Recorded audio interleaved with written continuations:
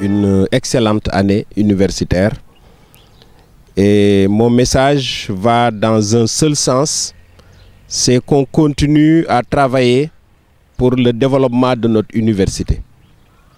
Nous avons beaucoup travaillé l'année passée, nous avons bien travaillé sur le plan pédagogique, sur le plan de la recherche, sur le plan de la promotion de certaines personnes de l'université.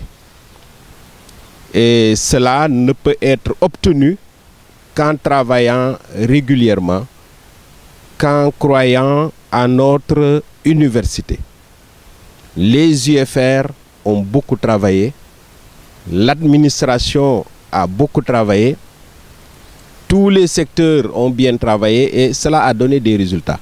Mais nous devons continuer parce que nous travaillons pour l'excellence de l'université et l'excellence, on tend vers l'excellence. Il ne faut jamais dire qu'on a atteint l'excellence, on tend vers l'excellence.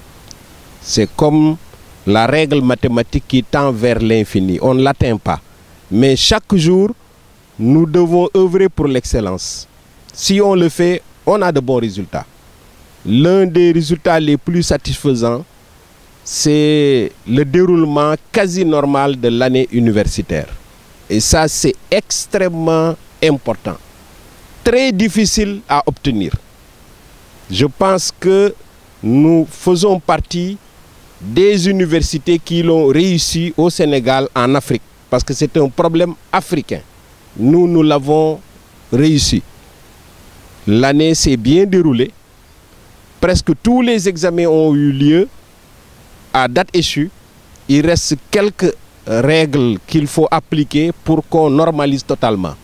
Et normaliser l'année, je vous rappelle, c'est commencer le 15 octobre et finir toutes les activités pédagogiques le 31 juillet. C'est cela notre objectif et nous ne sommes pas loin de l'atteindre. Nous pouvons d'ailleurs l'atteindre cette année. Nous avons fait tous nos calculs, nous avons fait nos prévisions. Nous pouvons cette année finir les activités pédagogiques au plus tard le 31 juillet 2017. Et pour cela, j'en appelle à vous tous pour que vous y travaillez. Parce que c'est en y travaillant que vous développez l'université Alioune Diop. Notre université, votre université. Mais c'est en y travaillant que vous contribuez tous les jours au développement du Sénégal. Et c'est cela notre mission, travailler pour le développement du pays. Mais on ne contribue au développement de son pays que si on fait son travail. Alors c'est venir à l'heure, quitter à l'heure. Ne pas partir aux heures de travail. Ça, j'y insiste. Je sais que pour une bonne partie du personnel, ça ne pose pas de problème. Mais pour certains, ça pose encore des problèmes. Et nous sommes au courant de tout. Donc je vous exhorte vraiment qu'on y travaille. Parce que c'est cela notre mission. Respecter les heures de travail, rester dans les bureaux, rester dans les chantiers, rester dans les salles de classe, rester là où on doit travailler aux heures de travail. Maintenant, si on vous sollicite en plus, c'est votre engagement vis-à-vis de l'université qu'on sollicite. Et cela aussi est important pour développer une structure et c'est cela qui mène vers l'excellence. Ceux qui font juste ce qu'on leur demande sont bons, mais celui qui est excellent fait toujours un peu plus. Et comme vous tous, vous êtes d'accord que l'université peut aller vers l'excellence, mais on vous sollicitera parfois pour rester encore plus, pour travailler encore plus, pour soumettre un document dans des délais relativement courts. Vous en êtes capable, parce que ça, on ne le demande pas si vous ne pouvez pas. Donc, je vous exhorte à travailler encore plus pour développer l'UADB, pour développer notre pays. Il y a une chose importante qu'il faut savoir, l'université a 4 missions. Je les rappelle chaque fois, c'est former les jeunes sénégalais, africains, c'est faire de la recherche, c'est contribuer à l'insertion de nos diplômés et c'est faire du service à la communauté. Mais l'une des missions premières, c'est d'abord former les jeunes. Les autres missions n'ont aucun sens dans une université si les cours ne se déroulent pas.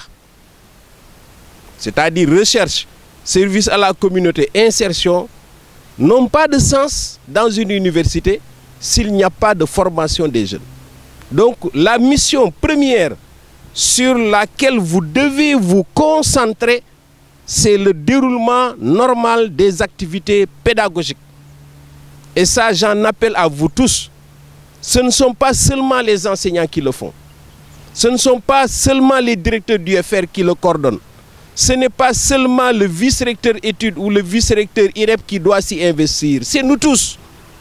C'est l'électricien, c'est le plombier, c'est l'agent de la bibliothèque, c'est l'agent du CRI, c'est l'agent de surface, c'est le vigile. C'est nous tous. Parce que ce sont des chaînes. Ce sont les chauffeurs. C'est tout le monde. Parce que dès qu'on cite, on oublie. Mais c'est tout le monde. Dès qu'un maillon de la chaîne ne fonctionne pas, le pédagogique a du mal à atteindre ses objectifs. Et ça, vous devez le savoir. Si le vaguemestre seulement ne transmet pas un courrier qu'il devait transmettre, il y a un problème. Si l'informaticien ralentit ou arrête, il y a un problème. Si l'électricien n'est pas au courant que telle zone, l'électricité ne marche pas, il y a un problème sur le plan pédagogique. Si le chauffeur ne conduit pas les étudiants, les enseignants, les vacataires, le recteur, etc., là où il doit l'amener, il y a un problème. Si le vigile n'est pas suffisamment alerte pour détecter des gens malveillants qui veulent entrer dans l'université, font quelque chose, il y a un problème. Si le social ne marche pas, il y a un problème. Donc, chacun, là où il est, se dit, mais écoutez, il faut que mon poste marche. Et dès que tous les postes marchent, l'université marche. Mais c'est ça que vous devez comprendre.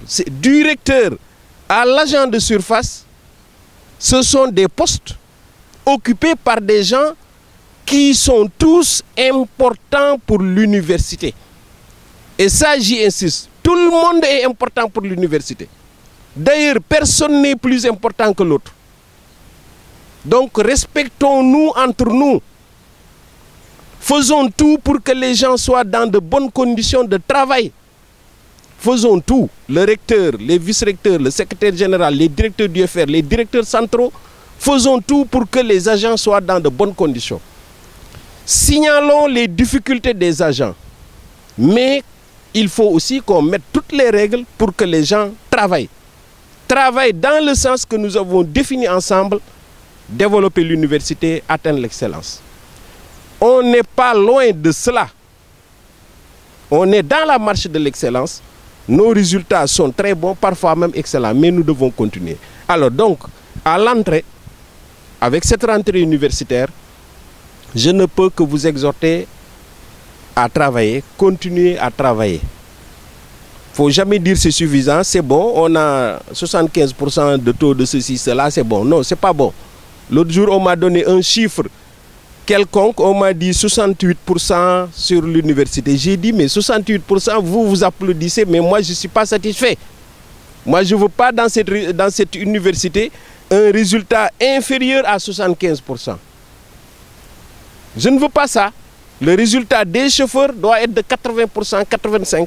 Le résultat du pédagogique doit être de 80, 85%. Le résultat du recteur doit être 90, 100%. C'est ça qu'on doit viser. On peut. Si je le dis, c'est parce qu'on peut. J'ai évalué, j'ai suffisamment de recul dans l'enseignement supérieur. Je sais que nous pouvons. Mais nous ne pouvons réaliser cela qu'en continuant à travailler. Mais surtout, j'en appelle au respect des heures de travail. C'est-à-dire heure de début, heure de fin, mais aussi rester là où on est. Et là où on vous appelle, vous y allez. Maintenant, tout ce qui bloque, vous le signalez à votre supérieur hiérarchique. Votre directeur, votre vice-recteur, etc. Et dans ce cas, on va résoudre les questions. Parce que moi, je n'accepte pas qu'une question qui peut être résolue avant midi soit résolue à 15h ou 18h. Ça, c'est pas bon. Ce n'est pas un bon résultat. Et les 80% là, on les atteint comme ça. C'est-à-dire un responsable est au courant d'un problème, il dit si je me mobilise, la question peut être résolue avant midi, mais il faut le résoudre. Il ne faut pas dire si c'est réglé à 15 h, c'est bon. Non, ce n'est pas bon. De même, l'agent qui est au courant d'un problème sur son poste doit y aller le régler. Une feuille de papier traîne quelque part, celui qui doit ramasser n'a qu'à ramasser. Le jardin doit être propre, celui qui rend propre doit rendre propre. Un véhicule ne fonctionne pas mal, il ne faut pas dire non, on peut quand même faire des allers-retours sur Ngundian. Non, il faut le signaler. Non, je fais des allers-retours jusqu'à ça s'arrête. C'est un problème. Le recteur aussi, si on doit payer les agents, se mobilise par exemple. Il peut payer le 30, il ne faut pas qu'il dise non, si je les paye le 3, c'est bon. Je vous donne des exemples. Ce qui fait que chacun de nous, en visant l'excellence, respecte le temps. C'est en fait ça.